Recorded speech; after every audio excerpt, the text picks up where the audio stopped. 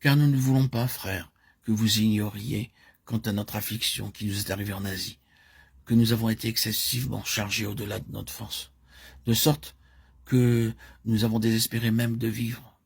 Mais nous-mêmes, nous avions en nous-mêmes la sentence de mort, afin que nous n'eussions pas confiance en nous-mêmes, mais en Dieu qui ressuscite les morts. 2 Corinthiens 8:9.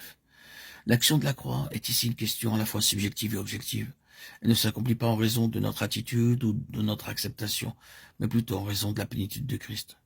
C'est à cause de l'importance de ce dilemme et de ce chemin pour les chrétiens que l'on a souvent présenté la croix sous un faux jour, qui a presque ramené les croyants à l'esclavage de l'Égypte.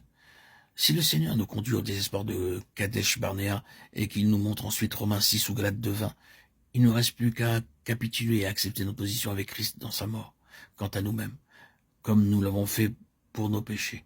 Nous devons avoir une attitude de foi envers le Seigneur et à croire avant tout qu'en lui, notre mort est un fait accompli, que nous le réalisions immédiatement ou non.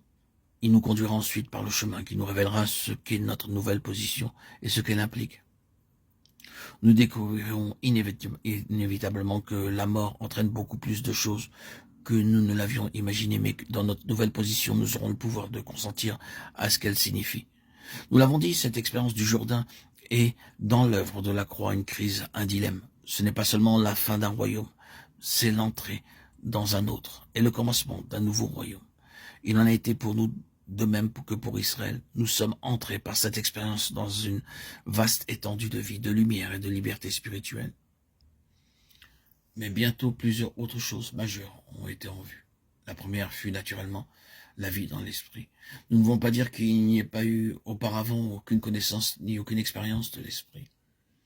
Comme Israël, c'était par la colonne de nuée et de feu que nous avions été délivrés de l'Égypte et conduits dans le désert. Nous avions ainsi connu cette souveraineté, cette grâce.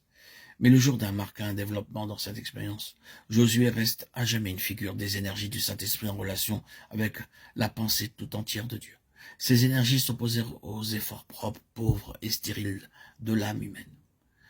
Cela eut pour nous une signification subjective définitive. L'épée ou le couteau de l'esprit trancha et atteignit jusqu'à la division de l'âme et de l'esprit.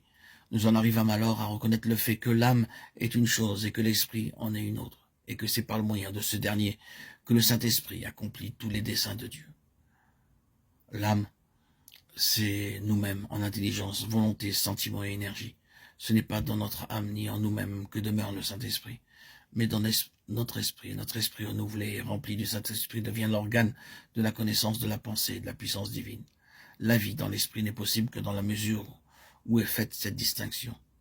Nous avons à étudier à fond cette distinction